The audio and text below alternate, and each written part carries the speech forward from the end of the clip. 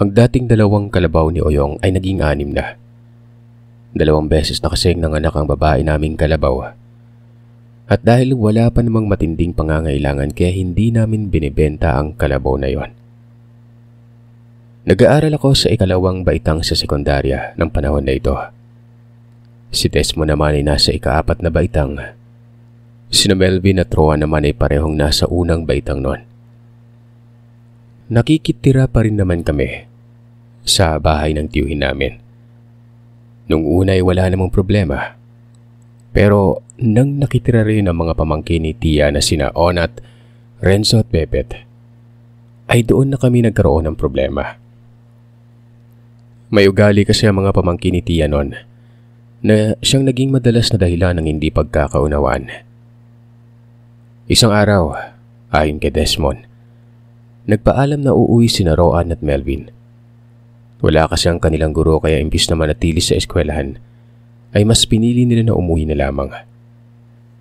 Pinayagan naman ng mga ito ni Desmond kaysa manatili ang mga ito sa eskwelahan at sumama pa sa kaibigan nila at kung saan-saan pumunta.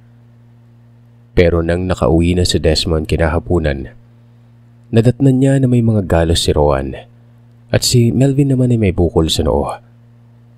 Tinanong niya si Rowan kung anong nangyari. At doon ay nalaman niya nag-away si Rowan at Bebet. Sinuot ni Bebet ang damit ni Rowan nang hindi nagpapaalam na siyang pinakaayaw sa lahat ng kapatid kong bunso. Kinompronta niya si Bebet, pero sa halip na humingi ng tawad, ay tinawag pa nitong madamot si Rowan. At ultimong lumang damit ay ipinagdadamot nito. Narinig ni Rowan ang sinabi ni Bebet kaya sila nagkasagutan. Hindi nagtagal ay nagsimula na silang magsabunutan kung kaya't inawat silang dalawa ni Melvin. Nakita ni Melvin na dumudugo ang mukha ni Rowan dahil sa mahabang kuko ni Bebet noon. Kaya't pinagalitan niya si Bebet na siya namang naabutan ni Onat. At mula sa likod ay pinatukan nito si Melvin na naging sanhi kaya't nagkaroon ito ng malaking bukol sa noo. Nang malaman ito ni Desmond ay kagad siyang pumasok sa bahay. At doon ay narinig niya na nagsusumbong ang 2 magkapatid kay Tia. Na ayon sa narinig ni Desmond, ay sinabi ng mga ito kay Tia na pinagtulungan siya ni Rowan at Melvin. Kung kaya't sumabat si Desmond sa usapan para ipagtanggol ang 2 kong kapatid na hindi man lang tinanong ni Tia noon. Nagalit si Tia. Tinawag siya nitong walang galang na humantong sa pagpapalaya sa aming magkakapatid sa kanilang bahay. Yun ay nadatnan ko sa labas ng bahay noon. Hinihintay ako ng aking mga kapatid habang daladala na nila ang bag na may laman ng aming mga damit. Gusto ko pa sanang kausapin si Tia pero nang makita ko nito ay kagad na nitong sinarado ang pintuan. At dahil sa hapon na yon at wala kaming matuluyan, kung kaya't nagdesisyon kaming umuwi na lamang sa bahay namin sa bundok. Mabuti na lamang at nakaabot kami ng jeep na bumabiyahe papunta sa aming lugar. Nasa 1 oras ang biyahe ng jeep papunta sa binababaan at hinihintay namin ng sasakyan nun. Mula naman sa may sakayan ay mahigit 1 oras ang kailangang lakarin bago marating ang ilog, kung saan kailangan naming tumawid. Muli kami maglalakad ng 1 pang oras bago makarating sa aming tahanan. Mag-aalas 6 na ng hapon nang makarating kami sa babaan nun. Habang naglalakad papunta sa ilog kung saan kami tatawid, ay wala naman kaming nararamdaman na kakaiba. Pero nang makarating kami sa ilog, ay nakaramdam kami ng hindi kaaya-aya. Naramdaman ko ang bahagyang pagtaas ng mga balahibo ko sa batok. Kung kaya't pinauna ko na sa paglalakad si Desmond. At ako naman ay nasa pinakahuli para maprotektahan namin ang 2 naming kapatid sa gitna. Nung una ay napakabanayad ng daloy ng tubig sa ilog. Pero nang nasa gitna na kaming bahagi, ganoon na lamang ang pagkagulat namin ng bigla itong lumakas. Dinuduyan-duyan nito ang tulay na gawa sa kawayan. Higpitan niyo yung paghawak niyo habang tumatawid. Dahan-dahan lang sa pagtawid ha. Ang mahalaga, makatawid tayo sa ilog ng ligtas. Wika ko sa 3 kong kapatid. Si Rowan naman ay paiyak na ngunit sinabihan ko itong tibayan niya ang loob niya at huwag umiyak. Sige ka bunso, kapag umiyak ka ibig sabihin duwag ka. Wika dito ni Melvin. Kaya imbis na umiyak si Rowan ay nauwi sa pagpayabangan nila ng kanyang Kuya Melvin. Habang patuloy ang pag-alog ng kawayan na tulay, may naririnig akong paghuni na tila ba sumasabay sa rumaragas ang agos ng tubig noon. Nakakapanindig balahibo ang mga paghuni na aking naririnig. Pero tila ba may mga buhay na kataga na pumapasok sa isipan ko na siyang umuudyok sa isip ko na sambitin ko yon. Sinubukan kong sambitin ang isang kataga. Nagtaka ako ng tila ba parang may isang malaking nilalang ang gumalaw sa tubig. At kaagad na nanahimik noon. Kasabay nito ay ang naging malumanay na pag-agos ng tubig. Kaya't sinabihan ko ang mga kapatid ko na bilisan na sa pagtawid na siya naman nilang ginawa. Pagdating sa kabilang bahagi ng ilog ay may nakita akong isang nilalang, mapupulang mga mata na parabang nag-aabang ng pagkakataon para sumalakay. Muli ay may narinig akong buhay na salita na kusa na lamang pumasok sa isipan ko. Sinambit ko yon habang nakatutok ang aking paningin sa nilalang. Walang ano-ano ay dali-dali itong tumakbo palayo. Kasabay ng mga paghuni na animoy, huni ng isang pato. Mahina ang huni ng nilalang na yon. Pero habang lumalayo ito, lumalakas ang tunog niya. Kuya, may wakwak! Natatakot na wika ni Rowan. Huwag kayong matakot. Dito kami ng Kuya Desmond nyo. Walang mangyayari masama sa atin. Lugar natin to. Dito tayo ipinanganak at lumaki kaya walang sino mang demonyong nilalang ang pwedeng manakit sa atin.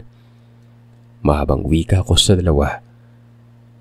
Bagamat hindi lumalapit pero patuloy pa rin ang pagrinig namin ng mga huni ng wakwak noon. Nang nasa kalahating oras ng aming paglalakad, ay may nakita kaming ilaw mula sa itaas ng burol. Bumababa ito papunta sa amin. At habang bumababa ay tumitikim yon. Kaya alam namin na boses yun ni Papa. Tinawag ko ito. At doon ko nalaman na hindi lamang si Papa ang naroroon, kundi kasama nito si Oyong. Doon pa lamang tuluyang nawala ang boses ng nilalang. Nagtataka naman si Papa kung bakit kami umuwi ng alanganin noon. Oh, anong oras na bakit kayo umuwi ngayon? Wala ba kayong pasok sa paaralan ha? Sa bahay na lang natin pag-usapan pa. Gutom na kami, lalo tong tatlo. Sagot ko naman na ang tinutukoy ang aking mga kapatid. Si Rowan naman ay nagsimulang umispid na tila ba nagpakita ng pagiging maldita nito. Si Oyong ay tahimik lang na naglalakad. Pero tumabi ito sa akin sa paglalakad at tinapik ako nito sa balikat. Na tila ba natutuwa ito sa akin noon. Kung sa anong dahilan ay siyang hindi ko alam.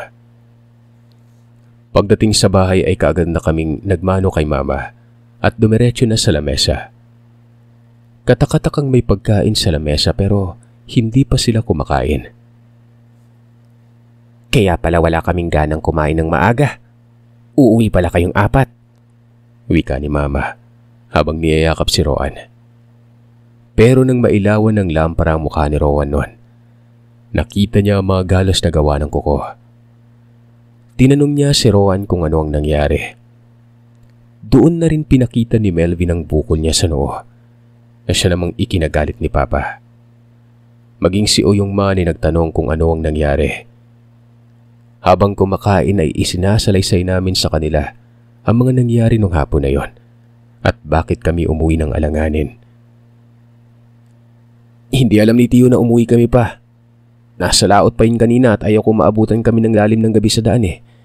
Kaya umalis kami kahit hindi nakapagpaalam sa kanya. Huwag niyo nang alalahanin niyo mga anak. Ako nang bahalang kumausap sa tiyo ninyo. Pero yung ginawa sa inyo ng tiyahin ninyo hindi naman tama yun. Wika ni Papa. Dahil doon ako naman ang sumagot. Siguro naguguluhan na rin si Tia sa dami naming nakatira sa kanila pa. Siyempre, kakampihan niya yung kadugo niya. Isa pa, 3 lang silang nakatira doon Samantalang kami, 4 kami, kaya madalas na silang magtalong Tiyo. Kaya nahiya na rin po kami. Minsan pumapasok na lang kami sa eskwelahan kahit na wala pang almusal eh. Bumuntong hininga na lamang si Papa sa mga sinabi ko. Doon ay nagsabi si Oyong na ibibenta niya ang 2 niyang kalabaw. Maghanap kami ng lupa na pwede naming mabili sa bayan para mapagtayuan ng kahit na maliit na bahay. Lumiwanag naman yung mukha ko noon. Hindi lang ako, maging ang 3 ko pang kapatid. Talaga yung magtatayo tayo ng bahay sa bayan? Tanong ni Desmond. Tumango naman si Uyong kaya natuwa ito. Ayon naman kay tatay ay bababa siya sa bayan kinabukasan. Gusto niyang kausapin si Tio para magtanong kung may alam itong nagbebenta ng lupa sa lugar. Sama ako pa para mapuntahan na rin natin yung eskwelahan. Magbibigay ako ng abiso sa guro nila Roan. Maging sa eskwelahan ko na rin. Magpapaalam ako na hindi mo na papasok dahil sa wala akong matuluyan sa lugar. Pumayag si Papa. Pagkatapos ng hapunan ay naglinis na lamang kami ng katawan at nagpahinga na. Pero bago pa man ako makapasok ng silid namin ni Desmond, tinawag muna ako ni Uyong. Sinabi nitong naramdaman niya ang mga nangyari kanina. At alam niyang kusa nang lumilitaw sa sistema ko ang dugo ng isang manggagamot. May tumambang sa inyo sa daan pero natakot sa iyo. Alam niyang hindi ka basta-basta apo. Hindi ko naman alam kung anong isasagot ko kay Uyong kaya tumango na lamang ako sa kanya. Tinanong niya ako kung anong desisyon ko. Kung ipupursigi ko ba ang kusang lumilitaw sa pagkatao ko o hahayaan yon at isuko na lang. Sinabihan din ako nito na hindi magiging normal ang buhay ko kapag pinili kong maging isang albularyo. Sabi ko naman, hahayaan ko na lang muna dahil hindi ko pa alam sa ngayon kung ano ang aking ipapasya. Masyado pang maagang lahat at nabibigla din ako sa mga nangyari kanina. Tumango naman si Uyong. Pinapasok na ako nito sa silid para makapagpahinga na. Dahil sa pagod ay kaagad naman akong nakatulog. 4:00 ng umaga pa lamang kinabukasan ay ginising na ako ni Papa. Kailangan naming maglakad ng maaga para hindi kami gagabihin sa pag-uwi nun. Dinala na rin namin ang kalabaw ni Uyong. Idadaan ito ni Papa sa kakilala niya sa Patag na bumibili ng mga kalabaw. At dahil 2 yon kaya tag-isa kami ng sakay. Pagdating sa ilog ay binayad naman ang daloy ng tubig. Mababaw din yon kaya tumawid kami sa ilog habang nakasakay sa kalabaw. Habang tumatawid ay tinitingnan ko naman ang mga kawayan na nakasuporta sa tulay.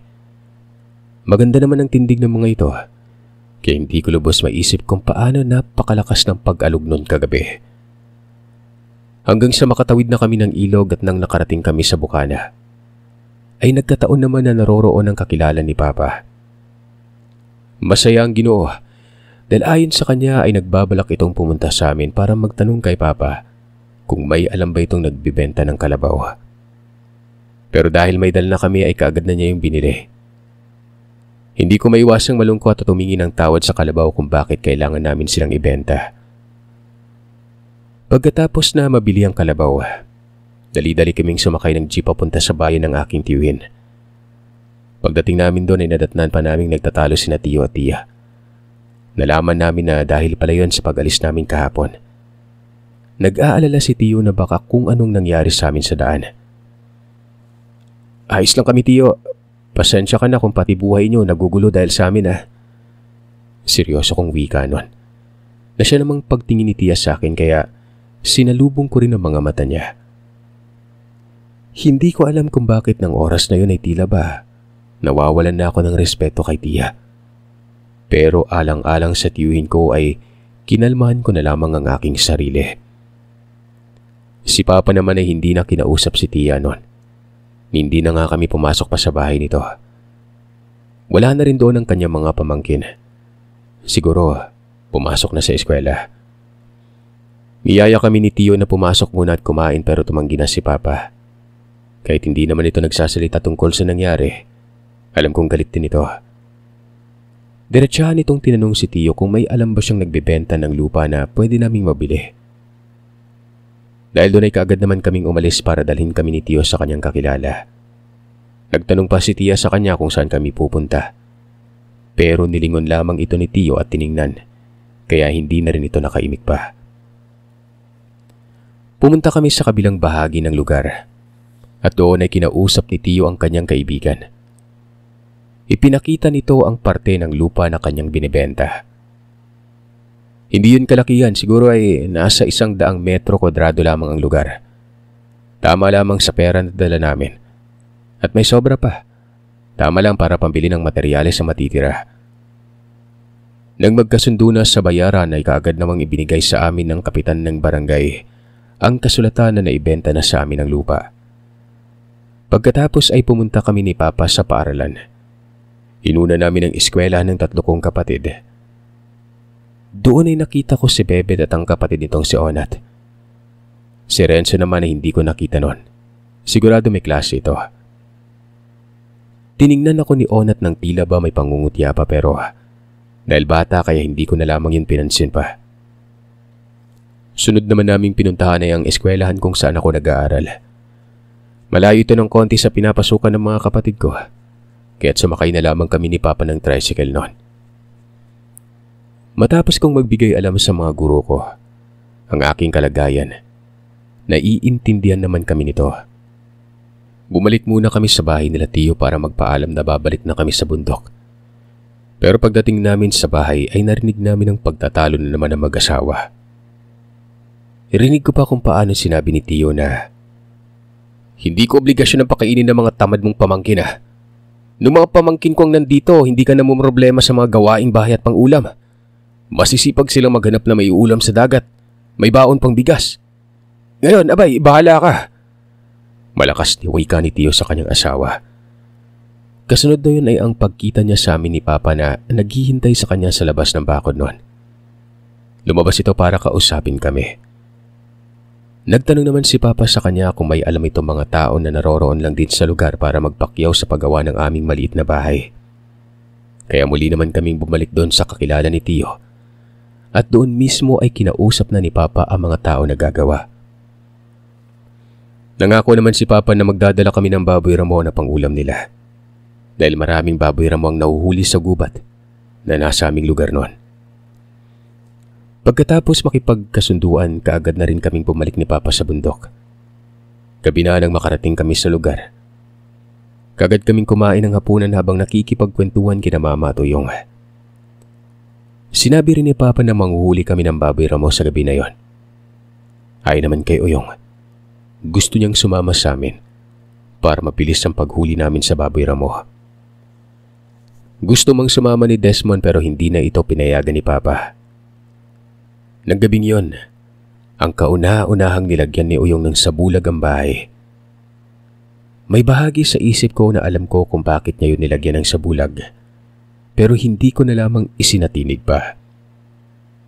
Mabilis kaming naglakad papunta sa burol kung saan ang taniman namin ng mga mais. Dahil doon madalas pumupunta ang baboy ramo. Nanginginain ang mga ito ng tanim naming gulay. Hindi nga kami nagkamali. Pagdating pa lamang namin sa lugar ay 2 baboy ramo na kaagad ang narinig namin na nanginginain sa maisan. Dali-dali ko itong binato ng bangkaw na siyang tumama sa likurang bahagi ng kanyang binti. Kaya kaagad itong natumba. Halos magkasabay lamang kami ni Papa nang tinarget nito ang isa pang baboy. At dahil nakadalawa na kami ng huli, hindi na namin kinatay ang baboy sa gabing yon.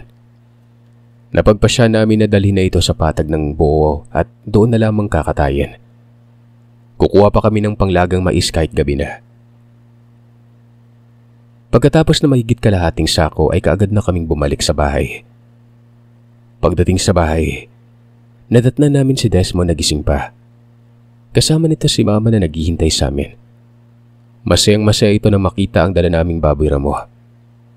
Pero saglit naman itong nalungkot nang sinabi ni Papa na hindi namin yun kakainin dahil sa kailangan namin itong dalhin sa patag. Pati na yung mga nakuha naming mais noon. Kinuha na lamang din ni Mama ang mga naani nilang gulay at pinadala na rin ito sa amin kinabukasan. Pagdating namin sa lugar ay nagtitipon-tipon na mga gagawa ng aming bahay. At dahil bibili pa lamang kami ni Papa ng mga materyales doon, kaya't kinatay na muna nilang dala naming baboy ramo. Maya-maya ay dumating na sa lugar si Tio. Galing pa ito sa laot at may dala itong isda. Hindi na muna natulog dahil kaagad na itong pumunta sa lugar na pagtatayuan ng bahay. Tumulong ito sa pagkatay ng baboy ramo at maging sa pagluluto nun. Hindi na lamang ito ni Mama pinatulong sa pagbungkal ng lupa. Baka kasi madisgrasya pa ito dahil magdamag siyang gising sa pagpapangista nun. Doon ay napag-usapan nila ni Mama kung ano ang nangyari kina Roan at sa pamangkin ni Tia. At gano'n na lamang ang pagngit-ngit ni Tio dahil sa iba naman ang sinabi ni Tia sa kanya at ng mga pamangkin nito. Sinabihan na lamang ito ni Mama na wag nang isipin pa yon. Ang importante ngayon ay may sarili na kaming bahay na pagtutuloyan namin magkakapatid habang nag-aaral.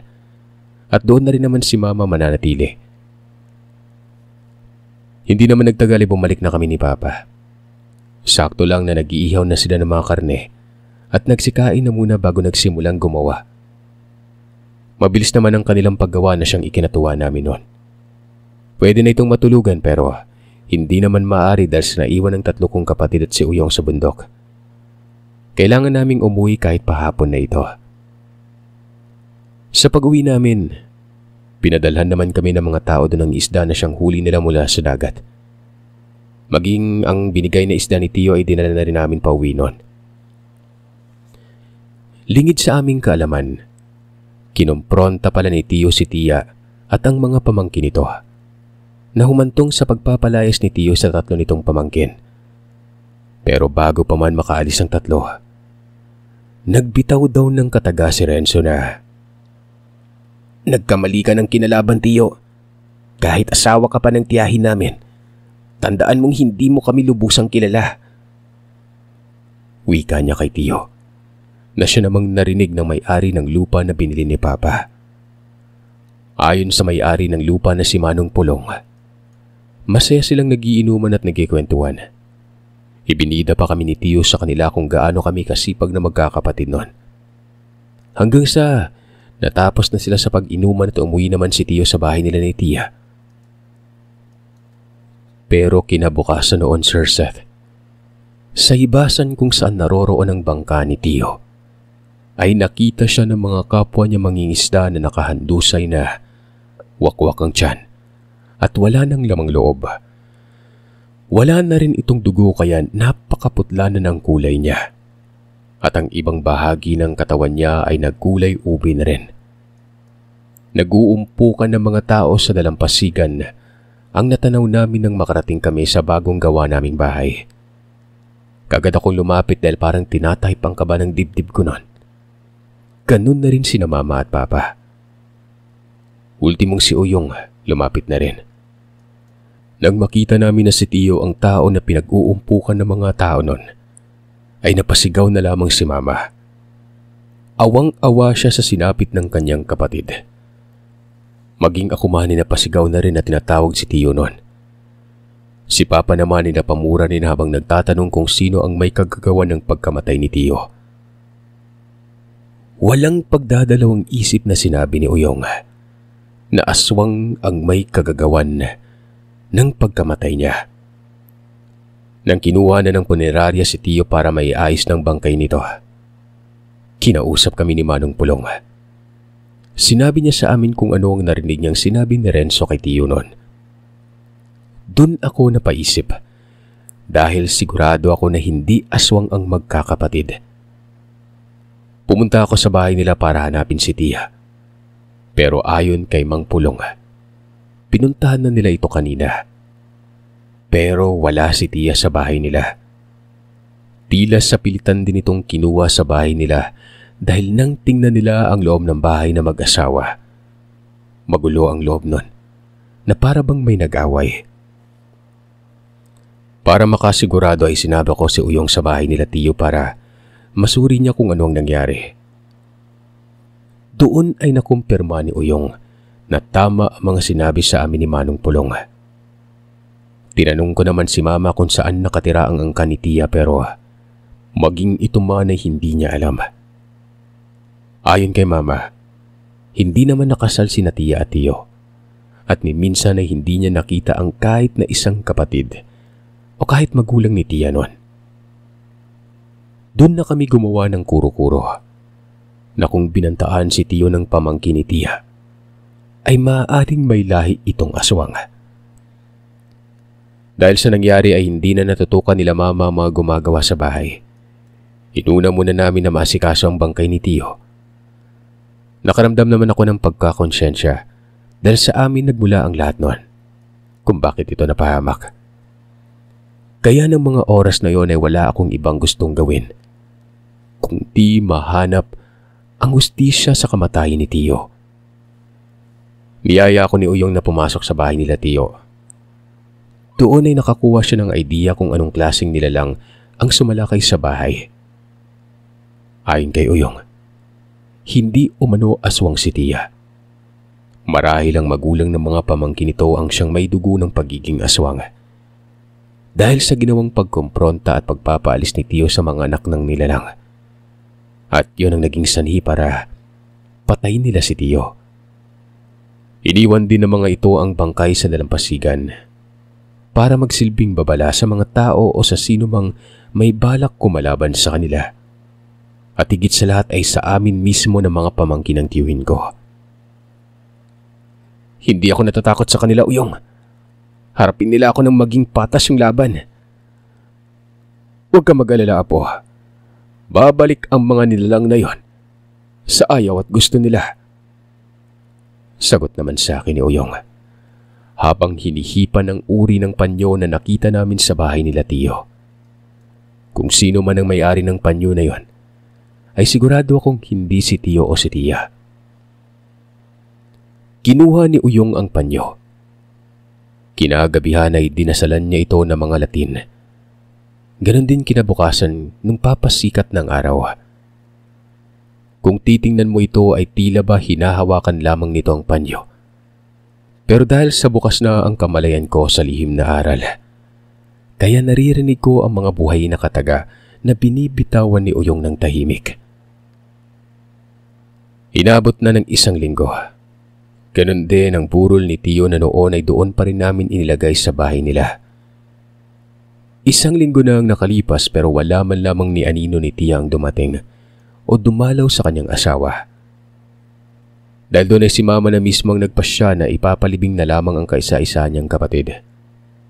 Mabuti pa yung kapitbahay namin sa bukid na sina Manong Romano at Aling Candelaria. Maging sina Marlon, nagawa pang bumaba sa bundok para makiramay. Pagkatapos ng libing, kinagabihan ay sinabihan ako ni Uyong na doon kami matutulog sa bahay nila Tio. Si Mama naman ay nagtaka kung bakit pero sinabihan ko naman si Mama na kami na muna ni Uyong ang nakakaalam kung bakit, Ma. Sasabihin ko na lamang sa inyo kapag natapos na kami sa aming ginagawa. Napabuntong hininga na lamang si Mama. Tila ba alam na rin niya na ako ang susunod sa yapak ni Uyong. Nagpaalam naman ako kay Papa na doon ako matutulog sa bahay nila Tio. Gusto pa sana nitong magtanong kung bakit. Pero nang sinabi ko na kasama ko si Uyong, ay hindi na lamang nito tinuloy pang pagtatanong. Binilinan na lamang kami nito na mag-ingat. Nung oras din na yun ay pumunta kami kaagad sa bahay ni Tio. Pagpasok namin sa loob ay muling dinasalan ni Uyong ang panyo. Sa pagkakataong yun ay binibigkas na niya ang mga salita ng may tunog. Tumagal ng 1 oras ang pagdarasal na ito. 2 oras sa makalipas pagkatapos niyang magdasal ay nakakarinig na kami ng mga huni. Hinayaan lamang namin ito at hinayaang bukas ang pintuan sa likod ng bahay at bintana na noon ay nakaharap din sa likuran na bahagi. Patuloy na humuhuni ang nilalang sa labas, kaya ibinaba ni Uyong ang kanyang pangontra. Maging ako man ay hindi nag-usal ng kahit anong buhay na kataga. Kalahating oras pa ang lumipas ay biglang may kumalampag sa kusina. Patunay na may pumasok sa loob ng bahay noon. Nung una, anyo ng aso ang aming nakikita noon. Pero nang unti-unti itong naging hugis tao at base sa postura ng katawan nito ay isa itong lalaki. Umangil ito na katunog ng isang aso. May inaamoy-amoy ito sa hangin. Kung hindi lang seryoso ang sitwasyon noon, Gusto ko sanang matawa ng mga oras na ito. Unang beses ko lang makakita ng tao na kapag umamoy sa hangin, parang hayop. Humahaba ang leeg nito na tila ba hindi niya matumbok kung saan banda ang kanyang hinahanap. Nang walang ano-ano pa ay iwinagayway ni Uyong ang panyo. Sabay sabi ng, "Ito ba ang hinahanap mo? Halika, kunin mo kung kaya mo." Dahil doon na inagiba ang aura ng lalaki. Sinabihan ito ni Lolo na walang kwentang magulang. Sa halip na disiplinahin ng mga anak at turuan ng magandang asal, ay pinatay pa nito ang tao na nagbigay ng malasakit sa kanyang mga anak noon. Hindi naman sumagot ang lalaki at kaagad na sinugod si Uyong. Pero hindi pa man ito nakalapit sa amin. Kaagad na itong natumba sa may sahig. Kasunod nito ay ang pagnisay ng paa ng nilalang na tila ba naparalisa. At maya-maya pa ay may lumabas na parang usok sa bunganga niya. Kasabay ng pag-usok ng panyo na dinasalan ni Uyong. Habang umuusok ang panyo ay patuloy na nagdadasal itong si Uyong nun. Hanggang sa umusok na rin ng tuluyan ang katawan ng nilalang. At kagaya ng panyo, tuluyan na rin itong naging abo. Kung paano ito nangyari, hindi ko maipaliwanag. Dahil malalim na ang gabi ay hindi na kami bumalik sa bahay. Doon na lamang kami nagpalipas sa bahay nila Tiyo at Tia. At dahil sanay na sa lugar ay kagad akong nakatulog. Kinabukasan, agad kaming bumalik ni Uyong sa bahay. Nadatnan naman namin na itinuloy na ang naon siyaming paggawa sa bahay na ito. Hanggang sa tuluyan ng matapos yon at bumalik na kaming magkakapatid sa pag-aaral. Nang sumunod na taon ay nakatuloy sila Marlon sa bahay, kasama ang kapatid niyang si Gilbert. Mag-aaral na kasi ang mga ito. At dahil sa wala naman silang kamag-anak na nasa patag kaya kay mama nakiusap si Aling Candelaria na kung maaari bang makituloy ang magkakapatid sa bahay noon. At dahil naroroon na si Marlon, madalas ko itong niyayayang mangisda. Naglalatag kami ng lambat sa umaga at inaahon ito sa hapon. Yung mga huli namin ay dinadala ni Papa sa bukid kapag bumababa sila tuwing Sabado para magdala ng aming ayuda. At dahil marunong naman kaming maghanap buhay ay naging magaan sa magulang namin ang pagpapaaral sa amin. Ang bahay nila Tiyo noon ay tuluyan ng naging abandonado at hindi na namin muli pang nakita ang magkakapatid na pamangkin ng asawa ni Tiyo noon. Pero isang araw, nakita ko si Tia na bumalik sa bahay nila ni Tiyo. Gusto ko sanang lapitan ito, pero dali-dali nitong sinarado ang pintuan ng kanilang bahay. Tinawag ko ito pero hindi naman sumasagot. Dahil sa hindi ako mapakali kaya binuksan ko ng pintuan na noon ay nakakandado pa mula sa loob, kung kaya't nahirapan akong mabuksan ang pintong yon. Nang mabuksan ko ito, wala akong nakitang tao sa loob. Pero nakita ko na para bang may humalungkat na mga gamit ni Tiyo na parang may hinahanap. Dahil doon ay sinubukan kong maghanap-hanap din sa loob ng silid. Wala naman akong nakitang kakaiba. Nang mapagod ay umupo ako sa papag na gawa sa kawayan. Nang walang ano-ano, ay may naaninag akong parang isang bagay na nakapaloob sa butas ng kawayan sa haligi ng papag nun. Sinungkit ko ang bagay na yon at doon ko nakita ang isang kwintas. Kinuha ko ito at dinala sa bahay. Nagkataon naman na naroroon si Papa at si Uyong. Niyaya ko si Uyong na pumasok muna sa silid at binigay ko sa kanya ang kwintas. Ayon kay Uyong, ang kwintas na yon ay isang proteksyon. Kung aswang ang gagamit nito, ay itatago ng kwintas ang totoong katauhan ng kung sino mang aswang ang magsusuot. At kung normal naman na tao, magsisilbi itong sabulag sa mga aswang. Ang kwintas na umano na yon ay nabibilang sa gamit ng kaliwa. Ibinigay ko ang kwintas kay Uyong para siya na magtago nito. At nang malaman naman ni Mama ang nangyari, kinausap ni Mama si Kapitan na ipasira na ang bahay ni Tio. Ipamigay na lamang ang mga kahoy sa mga residente para mapakinabangan pa ng mga ito. Hindi man ako ganun kaaktibo at kagaling kagaya ni Lolo sa larangan ng lihim na karunungan.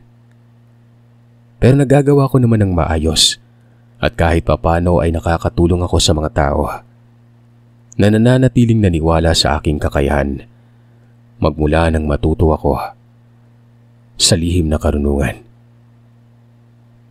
Maraming salamat po Sir Seth kung sakaling matunghayan mo o mapaunlakan mo itong kwentong ito.